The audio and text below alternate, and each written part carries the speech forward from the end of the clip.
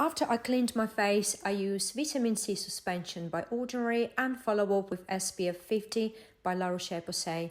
I will list all the products below. Then I follow up with a highlighter and I apply it under my foundation just to give skin that dewy glow.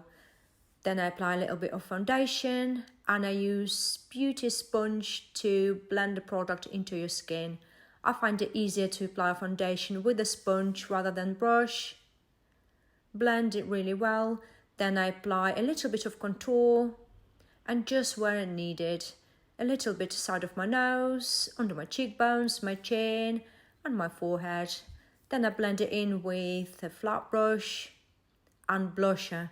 I never leave house without blusher and I love this colour and kind of gives me that I'm alive look.